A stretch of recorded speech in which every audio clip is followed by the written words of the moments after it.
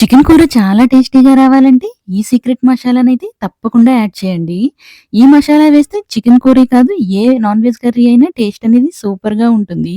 చాలా సింపుల్‌గా చేసుకుని ఈ కర్రీని ప్రాసెస్ మొత్తం చూసేద్దాం. ముందైతే ఉల్లిపాయ, పచ్చిమిర్చిని బాగా ఫ్రై చేసుకోవాలి. నేనైతే కడిగి శుభ్రం చేసిన చికెన్‌ని ఒక కేజీనైతే దీంట్లో యాడ్ చేశాను. ఇలా యాడ్ చేసిన తర్వాత ఆయిల్‌లో ఒక్క 2 నిమిషాలు బాగా ఫ్రై చేసుకోవాలి. చికెన్ ఆయిల్‌లో ఫ్రై అయితే మనకి టేస్ట్ అనేది బావుంటుంది. ఇలా ఫ్రై అయిన తర్వాత దీంట్లో ఫ్రెష్‌గా దంచుకున్న అల్లం వెల్లుల్లి పేస్ట్‌ని 2 టేబుల్ స్పూన్‌లయితే వేసేయాలి. ఇప్పుడు పచ్చి వాసన పోయే వరకు మిక్స్ చేస్తూ ఫ్రై చేయాలి. ఇలా ఫ్రై అయిన తర్వాత దీంట్లో మనకి రుచికి సరిపడేంత కల్లుప్పునైతే యాడ్ చేసుకోవాలి.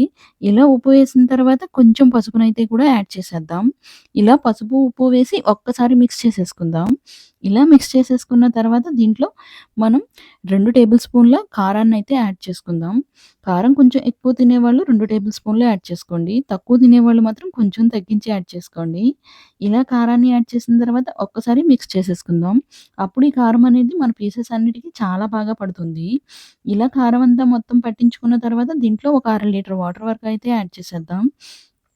ఈ వాటర్ వేసి మనం ఉడికించేద్దాం.